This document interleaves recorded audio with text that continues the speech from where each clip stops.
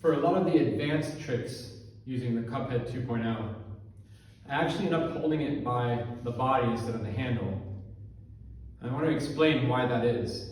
So when I was first playing around with the Cupheads, about 15 years ago, I noticed that to get the ball out of the cup, you could do a little multiplex where the club crosses to the other side, like that. And that was quite nice. It happens naturally, so it feels really good when it happens. And you'll notice that when I throw them, they get thrown at the same time. Obviously, it's a multiplex, right? And you'll also notice that they go to the same height in the air. So they peak at about the same level up here. And the result of that is that when you catch that throw, both objects land at the same time, right? So you get a synchronous catch as well as the synchronous throw. Same time, they leave your hand, and then they end up back in your hands also at the same time. And so I was playing with a pattern originally with 3 clubs in 1 ball, and you can do a little bit of a cascade, a single spin cascade, where the clubs are doing a single flip cascade, and a ball just stays on one side. Because in this multiplex, of course, the club crosses, and you can say that's a side swap 3. And so it's really easy to plug this technique, this multiplex, into a side swap 3, which is a cascade, right? So that trick looks like this.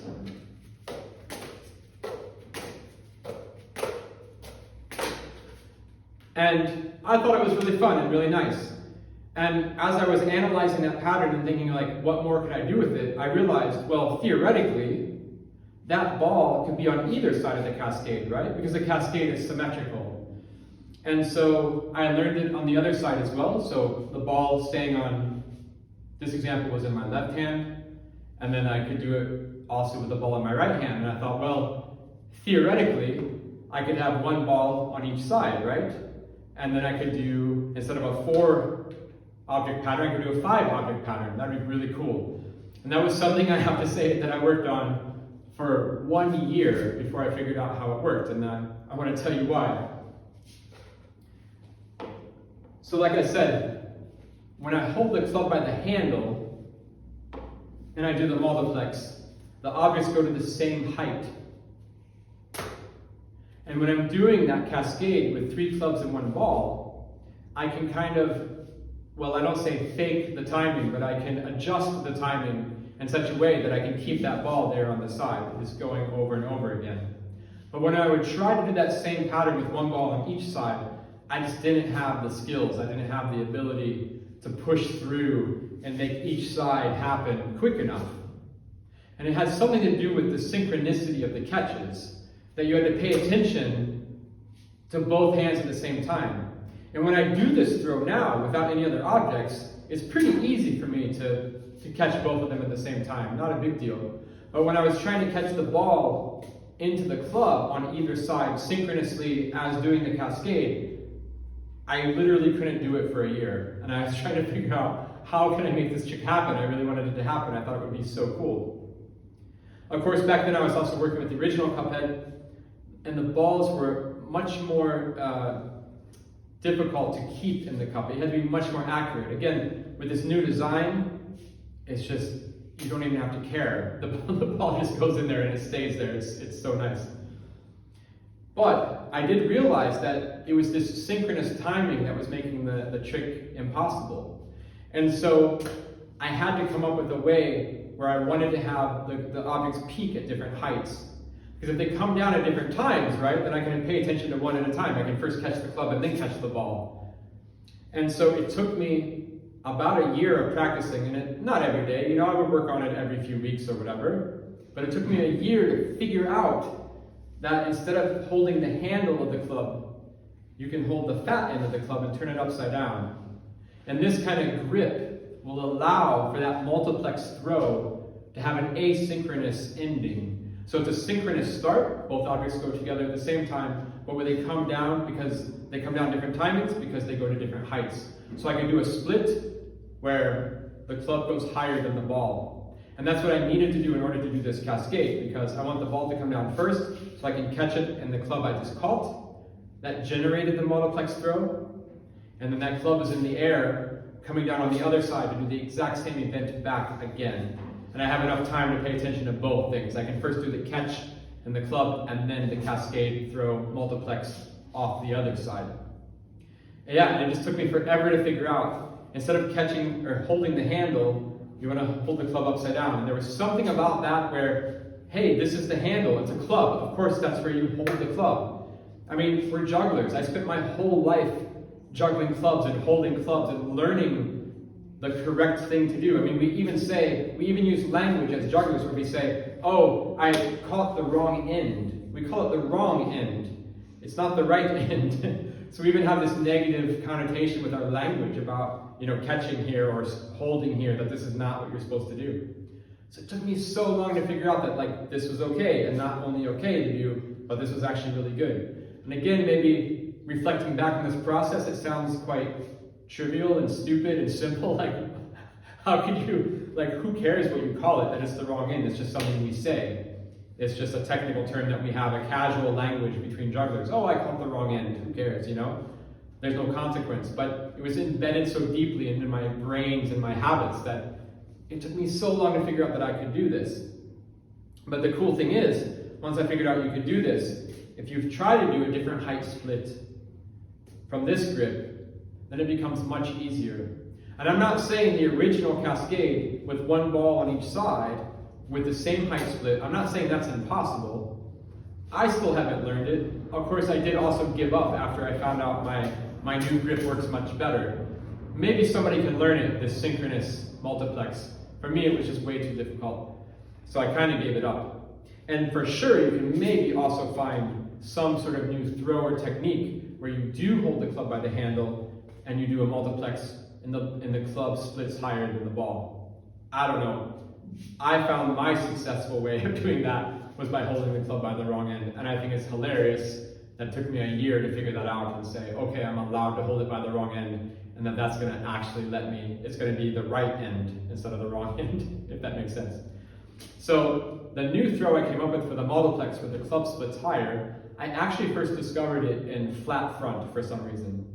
So the first throw I came up with where I actually had some success with the club going higher than the ball after the year of struggling to beat my head against the wall was a throw. It was actually, it looks like this. And now I'm ready to do it, right? I'm back to this wrong end grip, and I can just do it on the other side. And that can be back and forth. And you'll see that the club goes much higher than the ball, right? The ball almost just stays where it is. And you can imagine then, for me to do that multiplex throw, there's another club coming in. So I have that club in my hand. And remember, with that flat throw, the flat front throw, I catch it already in the grip that I need. So that catch there generates that throw, and then that ball is just, it doesn't go very high, and it's just ready to be caught right back there. And you can throw it again and again. And so the first version of the 5-object pattern, where it's 3 clubs and 2 balls, and they split, and the balls stay on each side and the clubs cross. The first version I did was in flat front. And of course, that was super difficult to do. I've since figured out you don't have to do flat front. I'm not going to show you that. But the funny thing is about the flat front cascade, I have to say, is that also it's really hard to start. Like, how do you start that? What's the grip? Normally when you're going to start a cascade, you're going to hold 2 clubs in one hand and 1 club in the other, and then you're going to start throwing. Well, of course, if I would do the traditional, let's say I could even find a grip like that, and then I'm going to have the first club there is going to throw a flat front, and that should end up back there. Obviously, that's super, super hard. So, since then, I've found some multiplex ways to start, where 3 clubs start off in one hand, and through a series of multiplexes like this, I can get into the pattern. But back then, the only way I could figure out to get into the pattern was by doing a kick up. And so originally, I was trying to kick up into flat fronts and to learn the pattern like this. And it was a really funny process because it's really hard to figure out which part of the whole machine was failing. Because I couldn't really do the flat front cascade yet. and the kick up into it was a whole other thing too.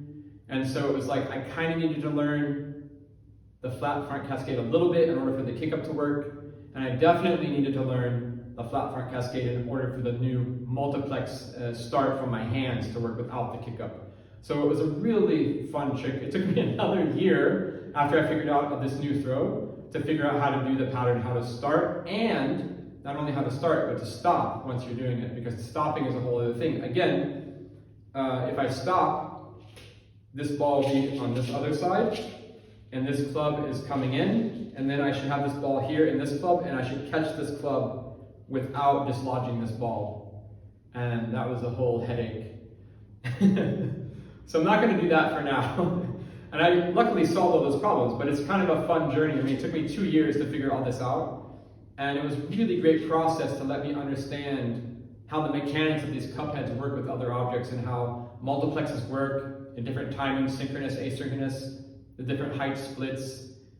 The ball doesn't cross, the club crosses, but all of those variables, I was uncovering them as I went through the process. And then the cool thing is that later on, once I started to understand this world and all these options, I could start to switch those variables around. So then the balls could cross and the clubs wouldn't.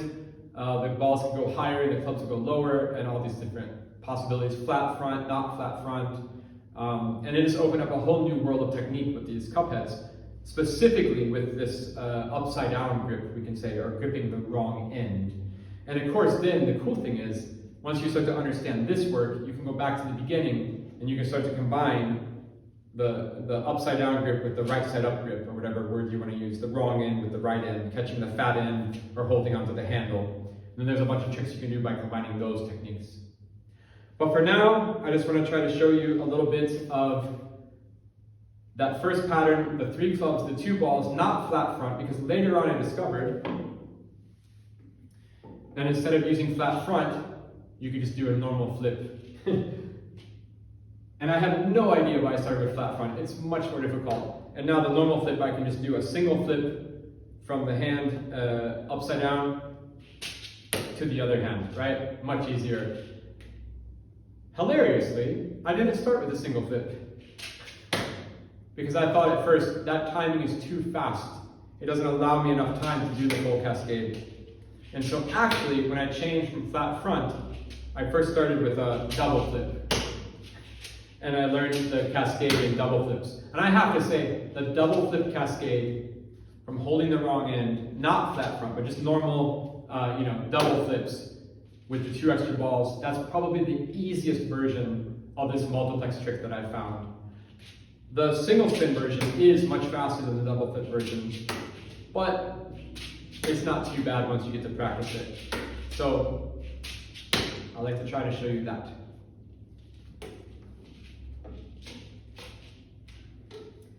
I still don't have a good way to get into the kick-up position. So imagine you're practicing this trick, you got these 5 objects, you're going to kick up, go into originally flat fronts, and pretty much you drop straight away. You have to pick everything back up to this position, the club on the foot, the 2 clubs here, the balls here, I do this little multiplex, and now I'm ready to start again. And we used to have a saying back when Christian and Yoni was in school here at the circus school in Stockholm for a while, where when they would drop, and Matthias too, and you would drop and you would say, and Passy and Jens, and back in the day, you would drop and you say, oh good, I get to try again. And of course that was not literally felt in spirit, but you would say it with your voice and try to make it become true, because it was so frustrating. But yeah, so every time I would drop, I'd say, oh good, I get to try again. And yeah, so this isn't the multiplex start from the hands, which is much easier, but this is the original start with the kick up. And then single spins, not flat front, and then hopefully with some sort of stop. There's a few different versions of how to get out of the pattern. I'll try to show the original one that I first learned.